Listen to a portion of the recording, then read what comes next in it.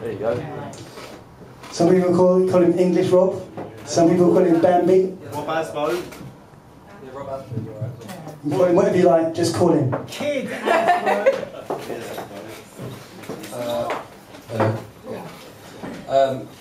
Yeah, it's also extemporised or improvised. It's sort of non-fiction. Yeah. You mean it's true? It's true. It's a true story. Well, I don't know. It's not Wikipedia true. It's semi-Wikipedia true. It's kind of. It's going to sound like a bit conspiracy theory, but it's about 85% Wikipedia verifiable, and the rest of it you'll just have to assume if 85% of it's true, then the other 15% they're lying to you, and I'm telling you the truth. So there's a new film out called Battle LA, I think it's called, or Battle Los Angeles. Battle Los Angeles. I saw it yesterday. Any good? Shit. Yeah. It's Thank you, Barry Norman. off of an incident that happened in 1941, I think. Might be 42, so obviously my fact checking is not Wikipedia standard, but I think it was 41, I think it was October 41, and it was basically America prior to World War II, compared to the jingoistic kind of bigoted country that it is now. It was full of people that, you know, talking like maybe 3-4 generations back, so it's people that have probably been in America for maybe 2 generations, maybe 3, a lot of them, and they don't feel necessarily such an association with their country, much as they're proud to live in America and they believe it's the greatest country in the world because it's given them freedom.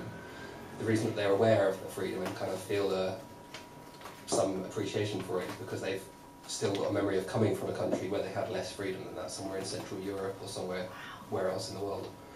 And they weren't really keen on getting involved in wars, especially people that had come from Europe, because they just left Europe after the First World War, after wars through the 19th century, and they don't really want to come to a country and carry on with more imperialist wars that get them into more of a mess, lead to more poverty, lead to more of the reasons that they left Europe in the first place.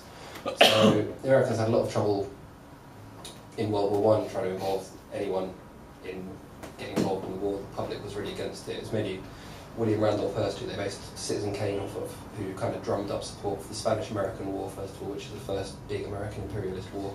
Then for World War I as well, it was all drummed up through media. But at the beginning, the Americans weren't very keen on joining World War I, which is why they were there for about 10 minutes at the end of the war. And the same reason why they didn't join World War II until 41, 42. Even though they were sending some money and some aid, they really didn't get involved in a military way until quite a way into the war. And even though they were pushing lots of things in the media to try and persuade everyone of the menace that the Germans posed and the menace that the Japanese posed, blah blah blah, it wasn't really washing, because all the Americans have the attitude that this is perfectly valid, these people are awful people, but what's it got to do with us? A bit like the way that if you speak to a fairly respectable middle-class people who have a fairly standard, straight view of the world, but still oppose what Britain's doing in Libya or Afghanistan, wherever else at the moment, they'll say, we think these people are awful, we think they're horrible, we think they're dictators, and the world would be a better place without them, but what the fuck's it got to do with me? There's generally the attitude that the Americans had up until the Second World War. They really had this attitude. And try as they might, the American government couldn't really push anyone into the war. Like Roosevelt had trouble, in fact, with a large cabal of American companies like Shell, Ford, General Motors, General Electric, like big old companies, mostly big companies in America. Everyone. But yeah, there were in those days.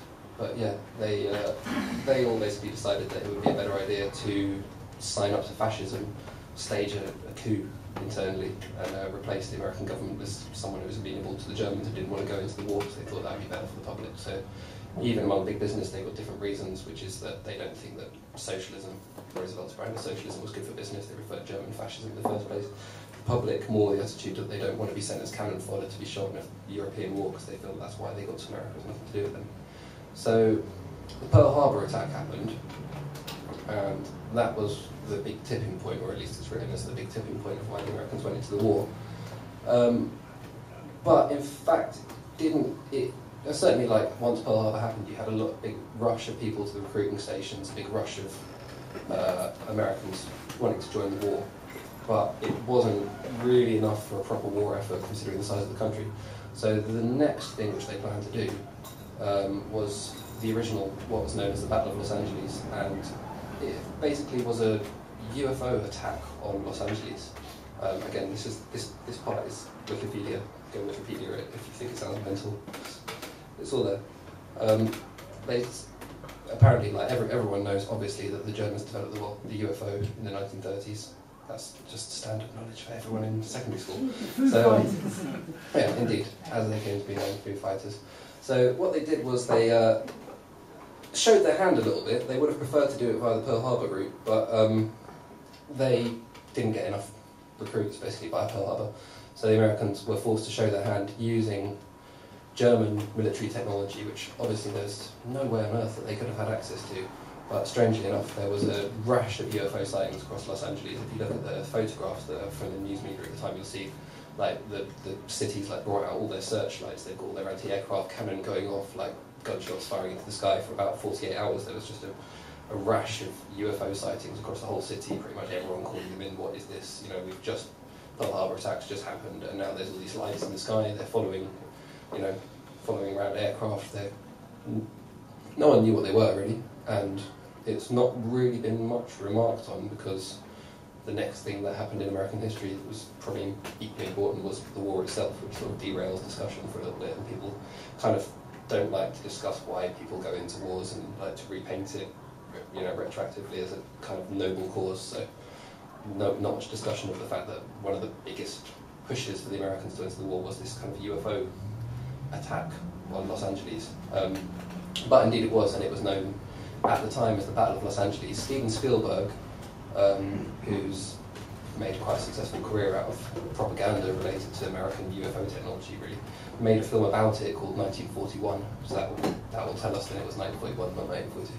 But he made a film about it called 1941, which was the first, I think, big expose of that, because the powers that be quite often like to wait a little bit for the dust to settle, wait for the effects that they're looking for from a certain piece of action to take place, consolidate, and then say, ha ha ha, look what we just did. You can't do anything about it now, it's too late. So Spielberg made a film to say, hey, look what we did in 1941. But unfortunately, it was like his heavy cocaine period, and it had Jane Belushi in it, and no one went to see it because it was a pile of shit.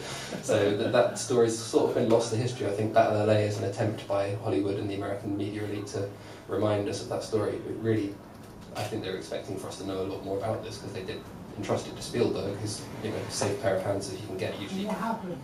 Well, nothing, just UFOs came out, flew over the city, and just scared the fucking bejesus out of everyone.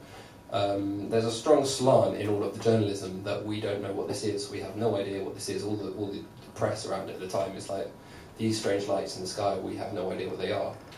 But if you think like 1990s, people talking about UFOs, there's nothing particularly going on in the 90s. It's the Cold War's finished, 9/11 hasn't happened, let's have Starbucks coffee and sit on an IKEA sofa. There's like fuck all going on in the world. UFOs must be aliens, they can't be military technology, because there's no wars, it's the end of history.